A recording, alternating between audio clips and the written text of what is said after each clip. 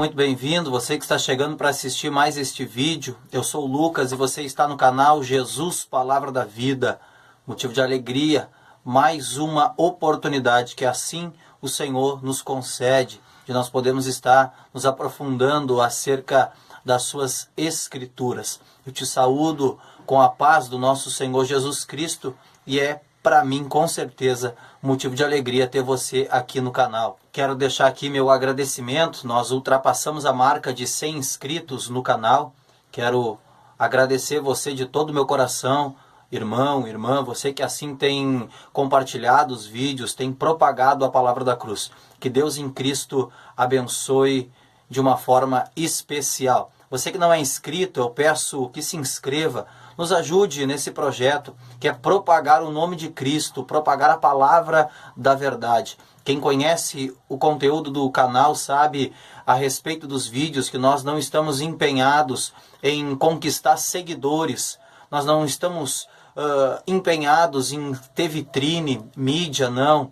Porque se nós tivéssemos esse interesse, nós estaríamos liberando somente palavras proféticas segundo o coração do homem, como assim a Bíblia diz, que os homens da antiguidade falavam os desejos do seu coração, sem o Senhor ter dito nada. Mas quem conhece o conteúdo do canal sabe que assim nós estamos sempre trazendo palavras sobre edificação, palavras que assim nos mostram o caminho da verdade, não o caminho do homem, não o caminho da mulher, mas o caminho que Jesus assim mesmo disse: eu sou o caminho, a verdade e a vida. O vídeo de hoje nós estaremos trazendo mais uma palavra poderosa que tem o título Os Pregadores de Sofismo. Nós vamos entender o que significa essa palavra e nós vamos mergulhar na profundidade deste texto que eu estarei compartilhando contigo na segunda carta de Pedro, no capítulo 2, a partir do versículo 1, capítulo 2, o versículo 1, nós estaremos fazendo a leitura da palavra. Então, finalizando esta introdução, eu te convido a assistir esse vídeo até o final. Que Deus te abençoe de uma forma especial. A Bíblia nos diz assim, na segunda carta de Pedro, capítulo 2, a partir do versículo 1. Mas também houve falsos profetas entre o povo, assim como entre vós haverá também falsos mestres, que introduzirão encobertamente heresias de perdição, e até mesmo negando o Senhor que os comprou, trazendo sobre si mesmo repentina destruição. E muitos seguirão as suas maneiras perniciosas, pelas quais o caminho da verdade será blasfemado, e por cobiça farão de vós negócio com palavras fingidas, sobre os quais o julgamento não tardará e a sua perdição não dorme. Está aí a nossa palavra introdutória deste tema, os pregadores de sofismas. Esse é o tema deste nosso vídeo. O que significa sofismas?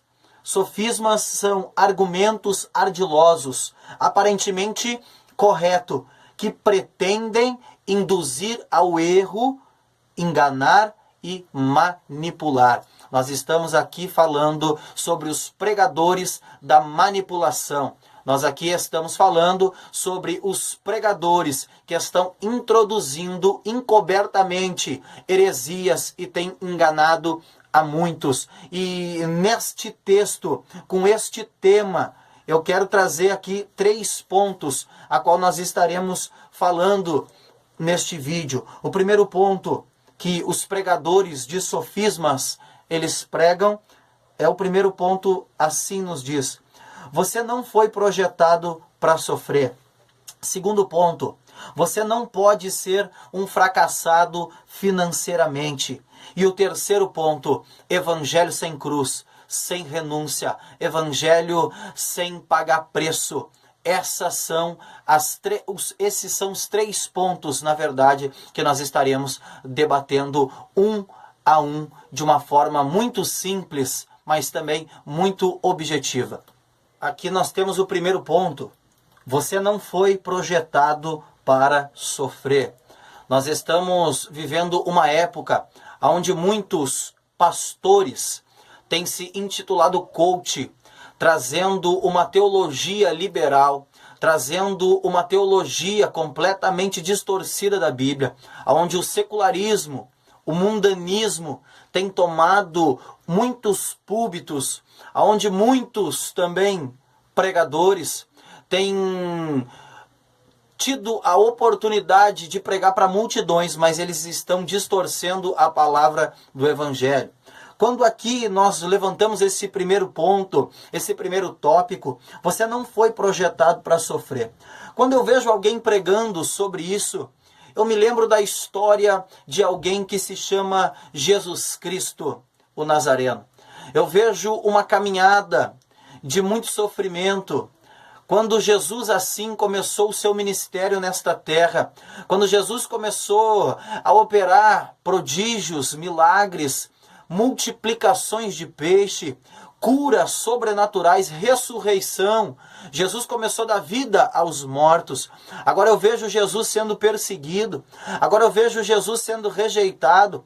Agora eu vejo os próprios irmãos de Jesus dizendo: ei, quem sabe tu vai por um caminho e nós vamos por outro. Quem sabe tu segue uma direção e nós vamos para outro caminho. Por quê? Porque eles não queriam andar com Jesus. Eu vejo agora Jesus passando por rejeição. Eu vejo Jesus passando por perseguição. E a Bíblia diz que no 3º ano e meio, Jesus é sentenciado à morte, e morte de cruz. Eu vejo agora alguém que viveu a sua vida inteirinha se doando ao outro. Alguém que viveu a sua vida completamente em prol da humanidade. Mas você vai dizer: Lucas, era o Salvador, era necessário que ele padecesse. Era necessário para que nós pudéssemos ter a oportunidade de ser resgatado. É claro que era necessário, mas eu quero trazer a figura de Cristo, 100% homem, 100% Deus. Eu quero trazer essa analogia, esse raciocínio. Quando eu vejo agora o maior objetivo, porque assim Paulo disse: sede meu imitador, assim como eu sou de Cristo. Então nós somos imitadores de Cristo. Então se o nosso mestre padeceu, Pedro assim também diz em uma das suas cartas, que agora eu não me recordo, ele diz: ei, aquele que quer seguir a Cristo é natural, é necessário que padeça, é necessário, porque também Paulo disse: se nós morremos com ele lá na cruz do Calvário, se nós somos participantes das suas aflições, também seremos participantes da sua ressurreição, da ressurreição dos mortos, aonde Jesus assim nos vivificará pelo seu poder e autoridade. Em outras palavras, se nós somos participantes das aflições, também seremos participantes do galardão a qual Cristo carrega consigo e estará galardoando cada um de nós que cumprirmos o objetivo nesta terra de perseverar até o fim, até que possamos alcançar o nosso maior objetivo, a salvação. Quando eu vejo alguém pregando que o ser humano não foi projetado para sofrer, eu me espelho em Cristo Jesus. Mas eu também me espelho agora em alguém chamada Maria, mãe de Jesus Cristo. E eu quero que você projete dentro do seu coração. E eu não estou falando de Maria almejando o seu Salvador. Eu estou falando de Maria, uma mãe que gerou seu filho durante 9 meses dentro do seu ventre. Agora vendo Cristo passando por uma morte dolorosa, lenta, uma morte terrível. Agora a agonia da cruz.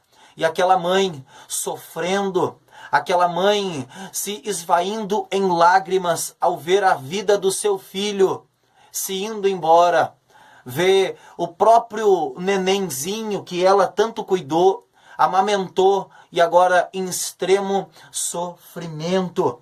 Eu vejo, também vou citar no próximo tópico, eu vejo o sofrimento de Jó, que perdeu tudo.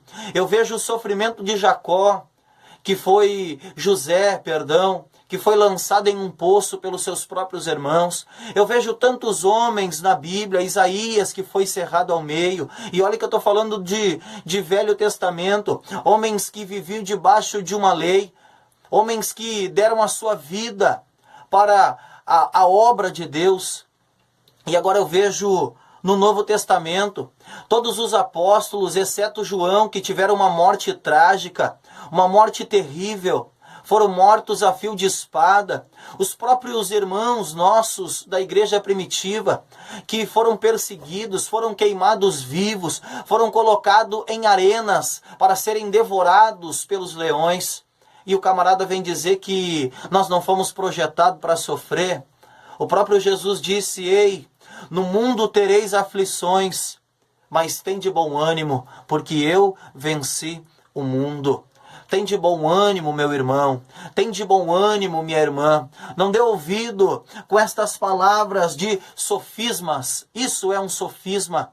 Alguém que faz você perder o foco. Quando você escuta que não foi projetado para sofrer e tem uma geração de crentes que estão sendo gerados neste evangelho da emoção. Mas quem é convertido pela emoção, uma vez terminando a emoção, termina-se a conversão. Quem se converte pela emoção, acaba a emoção, já era. Acabou a conversão porque não tem estrutura, não tem base bíblica. Então, quando estes homens que se denominam pregadores, pastores, apóstolos, e eles estão pervertendo o caminho da verdade, assim como Pedro disse, mas também houve falsos profetas. Ele está dizendo no passado, na igreja, entre o povo, assim como entre vós haverá também falsos mestres. Pedro estava dizendo, ei, nos dias atuais da igreja também vão estar ali impregnado falsos mestres que introduzirão heresias de uma forma encoberta, projetando o povo ao erro, induzindo o povo ao erro, com palavras, aleluia, com palavras fingidas. Isso também é um sofisma, alguém que está ocultando a verdade de você. Então não caia nessa, meu irmão, não caia nessa, minha irmã, se apegue na Bíblia, tire o exemplo. Lucas, mas tu está falando que o crente foi projetado também só para sofrer? Não, irmão. Vai ter vários momentos nas nossas vidas que serão dias de muita alegria, o coração transbordando de alegria, mas também haverão dias que serão de lágrimas, haverão dias que serão de batalhas, haverão dias que serão de perseguição, haverão dias que a Bíblia nos dá vários exemplos de homens, Jeremias, Jó, que assim amaldiçoaram o dia do seu nascimento. Porque quando chega o dia mau, o ser humano ele tem vontade de morrer. Quando chega o dia mau, o ser humano preferia que nem tivesse nascido. Então terão dias assim tenebrosos. Mas o salmista disse, o choro pode durar uma noite, mas a alegria ela vem pela manhã. Então o crente não foi projetado para ser o dodóizinho de Jesus, não. O crente não foi projetado para que nada acontecesse com ele, não. Nós aqui na terra estamos passando por um processo de molde. Aqui na terra nós estamos passando por tribulações, aflições, e é natural, porque o que há de vir virá e não tardará. E quando Cristo assim nos arrebatar, nós estaremos com Ele, aonde não haverá mais sofrimento, não haverá mais tristeza, não haverá sequer nem mais uma lágrima, porque Ele enxugará dos nossos olhos todo pranto, toda lágrima, e nós estaremos alegre com Ele. Nós temos o segundo ponto, para não ficar muito extenso. Essa geração de pregadores, de coaches, está dizendo, você não pode ser um fracassado financeiramente. Ei, Deus não te projetou para ser alguém que não tenha dinheiro. Deus não te projetou para ser alguém que passe por um processo, uma crise financeira. Você precisa ser próspero, você precisa ser abençoado. Você dá uma quantia e Deus ele vai te dar 1000 vezes mais. Este é o evangelho da barganha. Esta é a teologia da prosperidade, qual muitos homens se renderam à teologia da prosperidade.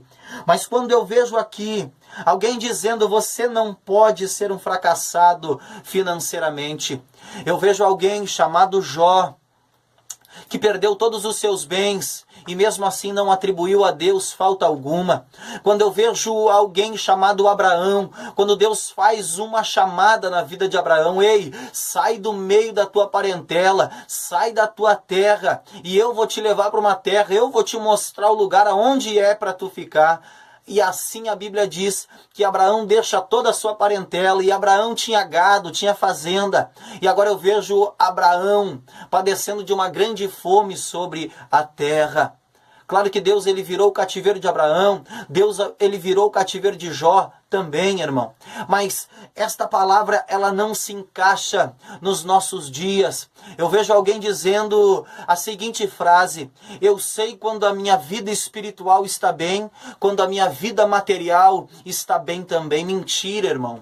Mentira. Nós conhecemos pessoas que são tão simples, pessoas que vivem da misericórdia de Deus, pessoas que vivem de ajuda da igreja. Deus faz o maná sair do céu e encontrar o crente fiel, a irmã fiel. São pessoas que são muito humildes. Quem olha por fora não dá nada. Ei, não tem casa para morar, não tem carro, não tem nem roupa para vestir, mas a espiritualidade é coisa tremenda. Tem uma vida espiritual abençoada por Deus, tem uma vida espiritual de jejum, de oração, de consagração. Enquanto muitos que se dizem ter a vida material abastada, e quando a vida material está bem, a espiritual está bem, é mentira. Nós conhecemos diversas pessoas que são prósperas. Eu não estou falando do mundo, eu estou falando dentro da igreja. Pessoas que são prósperas, têm muito dinheiro, mas são cegas espiritualmente. São pessoas que não entendem nada, estão há muito tempo na igreja e já não sentem mais a alegria do Espírito Santo. São ricas, abastadas, mas são igual à igreja de Laodiceia. Eles batem no peito e dizem que não tem falta de nada. Eles batem no peito e dizem que não precisa mais nada, que são ricos e são abastados. Mas na verdade é completamente ao contrário. Estão cegos espiritualmente. Só para você entender esse ponto, que vida material não tem nada a ver com vida espiritual. São dois pontos completamente diferentes. Deus é o dono do ouro e da prata, sim. Se Ele quiser te abençoar, Ele vai abençoar. Eu sei que assim como eu, você também tem um sonho de ter um carro zero, de ter uma casa maior. Isso tudo são coisas. E se Deus quiser abençoar, Ele abençoa. Mas a vida do crente não é pautada sobre as coisas que Deus dá. A vida do crente é pautada em atingir, adquirir o maior dos objetivos de toda a história, de todo mundo. A maior riqueza do homem e da mulher é ter o seu nome escrito no livro da vida, onde a Bíblia diz: mas buscar primeiramente o reino do céu e a sua justiça, e as demais coisas. Tem um pastor muito amigo meu que diz: o resto é coisa.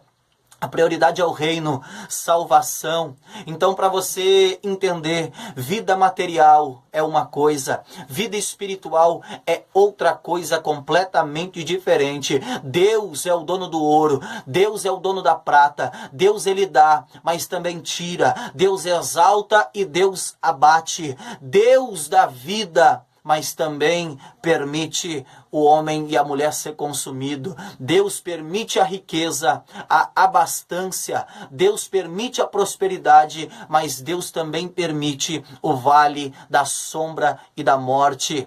E assim nós estamos sujeitos a todas as intempéries do mundo físico e do mundo espiritual. Nós temos um que nos guarda, mas se Ele permitir, nós seremos afligidos, mas se Ele permitir, nós seremos alcançados pela fúria do inimigo, porque nós não somos super-heróis, nós precisamos da misericórdia dele. Este é o evangelho que eles estão dizendo, que o homem se tornou um semideus.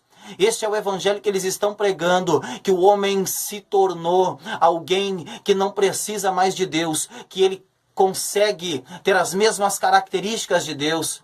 Alguém que prega, como tem um pregadorzinho aí de fundo de quintal, dizendo que quando ele olha para Deus e olha para ele, ele não se sente inferior. Isso é a barganha lá do Jardim do Éden, quando a serpente persuadiu a Eva com essa mesma proposta de eles serem iguais a Deus. Então nós estamos vivendo este evangelho que nada condiz com o evangelho da cruz. O evangelho da cruz nos diz que nós somos miseráveis, que nós precisamos todos os dias da graça e da misericórdia de Deus, que nós somos pecadores e precisamos do sangue do Cordeiro todos os dias sobre as nossas vidas. Vamos ao terceiro ponto, para que não fique muito extenso. Já passamos aí alguns minutos, mas eu quero que você fique até o final. Muito interessante. Os pregadores de sofisma, também eles têm uma outra conversa. Toda a vida dele pode ver. Quem prega estas heresias encobertamente, quem tem essa conversa mole, essa conversa mansa, é alguém que vive uma vida completamente desregrada, é alguém que não é referência para ninguém, é alguém que já apostatou da fé. Mas como dá dinheiro? E aqui Pedro estava dizendo: e por cobiça farão de vós negócio com palavras fingidas, sobre os quais o julgamento não tardará, e a sua perdição não dorme. Ou seja, cada vez que eles liberam estas palavras, a perdição deles está vindo cada dia mais. São pessoas completamente embaraçadas na fé. Você pode olhar por fora, estão manobrando o povo, estão persuadindo o povo, extorquindo o povo. Você pode ver, Lucas, mas eles estão indo de bem a melhor, cada dia mais, as suas riquezas aumentam. Mas é aqui, meu amigo, é aqui eles vão desfrutar do melhor da terra, mas naquele dia, Jesus, o próprio Jesus Cristo vai dizer: apartai-vos de mim, porque eu não vos conheço. E o terceiro ponto e último para nós encerrarmos é o que eles pregam nesses sofismas deles, que eles dizem assim: evangelho sem cruz. Deus quer somente o coração.